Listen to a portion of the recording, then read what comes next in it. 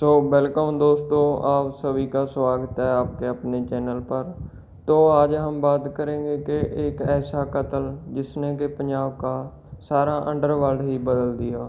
तो 2015 में हुआ सुक्खा कालमों के कत्ल के बारे में आज हम बात करेंगे कि कैसे हमारे पंजाब का अंडरवर्ल्ड बदला और उसके बाद कौन कौन सी बड़ी वारदातें हुई, जिसमें सिद्धू मूसेवाले का कत्ल भी मेन कत्ल माना जाता है। तो बात करते हैं सुक्खा कालमा के कत्ल बारे। सुक्खा कालमा का कत्ल 21 जनवरी 2015 में हुआ था, जो कि एक बहुत ही साधारण सा लड़का था बचपन में। तो जैसे ही वो कॉलेज पहुंचा, स्पोर्ट्स कॉलेज जलंधर, तो सुक्खा कालमा का गांव था, जलंधर के कालमा में पड़ता था। तो सुक्खा कालमा बचपन में एक आम साधारण लड़का था, और जैसे जैसे वो कॉलेज गया तो वहाँ लड़ाई झगड़े, स्पोर्ट्स कॉलेज में वो पढ़ता था, तो वहीं उसकी दोस्ती कई ऐसे गैंगस्टर से हुई जो आखिर उसकी मौत का कारण भी बने। तो वहाँ पर ही उसे प्रेमा लाहौरिया, विक्की गौंडर और भी कई खतरनाक गैंगस्टर मिले, जो कि अपनी गेम करते थे। प्रेमा लाहौर और विक्की गौंडर भी वहाँ पर अपनी गेम करते थे स्पोर्ट्स कॉलेज जलंधर में। तो वहीं से इसकी क्राइम हिस्ट्री शुरू होती है, मतलब क्राइम कुंडली इसकी सुक्खा कालमा की वहाँ से शुरू हुई। तो उसके बाद सुक्खा कालमा 2008 में शादी करता है और शादी के बाद ऑस्ट्रेलिया चला जाता है। तो वहाँ पर भी उसके कई डिफरेंसेस सामने आए, तो वो ऑस्ट्रेलिया छोड़कर पंजाब फिर लौट आता है। तो पंजाब आने के बाद सुक्खा कालमा की विक्की गौंडर और प्रेमा लाहौरिया के साथ नहीं बनी। तो प्रेमा लाहौरिया और विक्की गौंडर ने सुक्खा कालमा के साथ अपना काम करने से सुक्खा को मना कर दिया। तो इसी बात से जो लवली बाबा था, लवली बाबा सुक्खा कालमा को पहले से ही जानता था। प्रेमा लाहौर और विक्की गौंडर को सुक्खा से लवली बाबा ने ही मिलवाया था। तो सुक्खा को ऐसा लगा कि लवली बाबा उसे उसके दोस्तों से दूर करता है। तो सुक्खा कालमा ने 2010 में लिदड़ा गांव में, जो पंजाब का लिदड़ा गांव है, वहाँ पर जब लवली बाबा एक रोज़ जिम लगाता था, तो वहाँ पर सुक्खा कालमा अपने 20-25 और साथियों के साथ वहाँ पर पहुँच जाता है। और पहुँचने के बाद उसका मेन मोटिव उसे मारना नहीं होता है, बल्कि थोड़ी मार पिटाई करनी होती है। मगर उसके मार पिटाई के साथ उसकी पिटाई ज़्यादा हो गई और लवली बाबा की वहाँ पर मौत हो जाती है। लवली बाबा एक रिटायर्ड सूबेदार, आर्मी के सूबेदार रैंक के पिता का बेटा था। तो उसकी मौत के बाद प्रेमा लाहौर और विक्की गौंडर को इस बात का बहुत अफसोस होता है। तो जहाँ से ये गैंग दो दड़ों में बांट जाता है, एक सुक्खा कालमा के साथ दड़ा होता है और दूसरा दड़ा विक्की गौंडर के साथ में आ जाता है। तो सुक्खा कालमा के दड़े में भी बहुत गैंगस्टर थे, जैसे कि दलजीत पाना और बाना ग्रुप सुक्खा कालमा गैंग के साथ, और गुमन जैसे कई बड़े सुक्खा कालमा के साथ में आ जाते हैं। तो वहीं दूसरी तरफ विक्की गौंडर, प्रेमा लाहौरिया, शेरा खुमन ग्रुप, सभी ग्रुप इसके साथ में आ जाते हैं। तो इसका नतीजा ये उतरता है कि उसी केस में प्रेमा लाहौर ने अपने दो दोस्तों की गवाही डलवाई, जिसमें सिमरन दीपांश प्रिंस की उसने गवाही डलवाई थी। तो सुक्खा कालमा ने उसे कहा कि आप गवाही मत दीजिए, मगर उन्होंने गवाही दी, जिसका नतीजा प्रिंस, सिमरन और दीपांश की हत्या हो गई। जब वो बाहर निकल रहे थे तब उनकी हत्या करवा दी सुक्खा कालमा की गैंग की तरफ से। तो उस हत्या का मेन साजिशकार दलजीत माना को माना गया है। तो उसके बाद चलते चलते 2015 का समय आया, तो विक्की गौंडर और प्रेमा लाहौरिया और इनके सभी बड़े ग्रुप ने सुक्खा कालमा की रैंकी करनी शुरू कर दी। तो सुक्खा कालमा को भी अपनी मतलब अंदाज़ा हो गया था कि अब उस पर हमला होगा।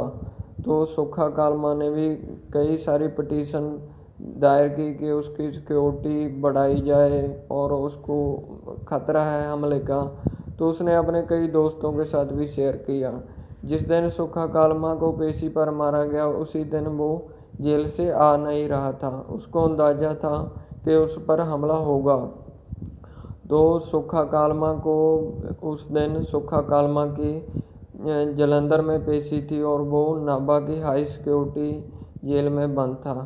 तो पेशी डलवाकर जब उसे वापस लेकर आ जाता था तो गुराया के पास में डिवाइन पब्लिक स्कूल के सामने 20 से 25 हथियारबंद गैंगस्टरों ने सुक्खा कालमा का रास्ता रोका और उस पर अंधाधुंध फायरिंग करनी शुरू कर दी। तो उसने पहले गैंगस्टरों ने गाड़ी के टायरों में गोलियां मारी और जब गाड़ी रुक गई तो पुलिस वालों के हथियार भी खो लिए। तो 20 से 25 गोलियां सुक्खा कालमा को लगी, जबकि बताया ये भी जा रहा था कि 100 से 150 राउंड वहाँ पर फायर किए गए। तो उसके बाद गैंगस्टरों ने वहाँ पर खूब बंगड़ा डाला और जाते जाते एक शख्स ये भी कह के गया कि मैं गौंडर मलोट से हूँ, इसने मेरे भाई को मारा था, तो आज मैं अपने भाई का बदला पूरा करता हूँ। तो उसी कत्ल के बाद से पंजाब का अंडरवर्ल्ड बहुत ज़्यादा बदला। उसके बाद बहुत सारी बड़ी वारदातें हुई, जैसे कि देवेंद्र भूमिया ने भी देवेंद्र भूमिया का नाम सामने आया तो उसने रवि ख्वाजका को एक मैरिज पैलेस में बहुत ही मतलब बेखौफ होकर उसको मारा, जिससे देवेंद्र भूमिया का नाम सामने आया। तो उसके बाद देवेंद्र भूमिया ने सुक्खा कालमा गैंग के कई गैंगस्टर को अपना निशाना बनाया, जैसे कि दिलबाग सिंह लंबा पट्टी को उठाकर और उसे वीडियो बनाकर उसको मौत के घाट उतारा।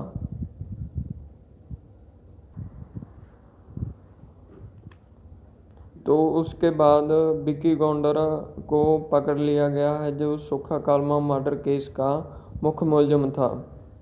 तो उसको पकड़ने के बाद वो 1-1.5 साल ही जेल में रहा और 2016 के लास्ट में वो जेल से फरार हो गया। और उसने जेल से फरार होने के वक्त बहुत बड़ी बड़ी वारदातों का अंजाम किया।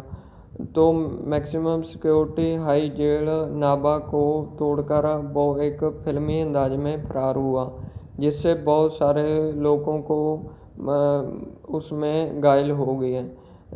पुलिस की जगह जगह बैरिकेडिंग की हुई थी, तो उसमें बहुत सारे लोग बेकसूर ही मारे गए थे। तो उसके बाद उसने सूबेदार गैंगस्टर सूबेदार की भी हत्या में वो मुख्य मुलजिम माना गया था। तो आखिर में वो पुलिस का एनकाउंटर में अपने एक और साथी प्रेमा लाहौरिया, जो कि अब तक पुलिस के हाथ में नहीं आया था, वो हरियाणा की डानी में दोनों का एनकाउंटर हो गया। और एक उनके साथ और गैंगस्टर था, वो भी एनकाउंटर में मारा गया था। तो उसके बाद ये दोनों ग्रुप जो गैंग थे वो कमज़ोर पड़ना शुरू हो गए और फिर इनमें एक और नए गैंग शुरू हुए, लॉरेंस बिश्नोई गैंग और देवेंद्र भूमिया गैंग, जिनकी खूनी लड़ाई आपस में बहुत चलती रही। देवेंद्र भूमिया ग्रुप की तरफ से लॉरेंस बिश्नोई ग्रुप के कई बड़े गैंगस्टरों को मार गिराया और लॉरेंस बिश्नोई ने भी कई बड़े गैंगस्टर को मारा।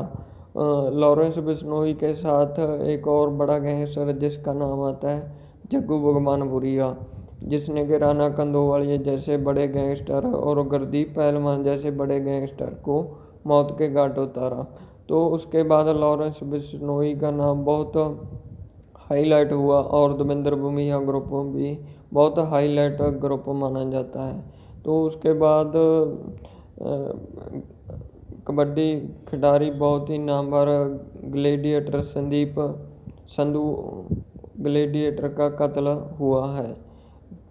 तो उस कत्ल के बाद अब कत्ल हुआ सिद्धू मूसेवाला का कत्ल, जो कि एक बहुत ही बड़ी गैंगवार का नतीजा माना जाता है। तो माना ये भी जाता है कि गैंगस्टर तो सिर्फ मोरा है और इसके पीछे म्यूजिक इंडस्ट्री के सिद्धू मूसेवाले के पुराने जो उसके साथी किसी टाइम हुआ करते थे, तो उनका भी हाथ कत्ल में हो सकता है।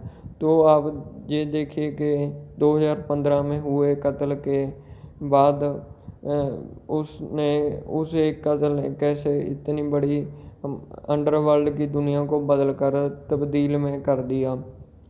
उस कत्ल के बाद बहुत सारे गैंगस्टरों ने जन्म लिया, जिसमें से सिद्धू मूसेवाला का कत्ल एक बड़ी घटना माना जाता है। और इसमें 25 सिद्धू मूसेवाला कत्ल में 25 गैंगस्टरों के नाम और जो म्यूजिक इंडस्ट्री के नाम हैं वो इसमें चार्जशीट में दायर किए गए हैं। तो आपका बहुत बहुत धन्यवाद।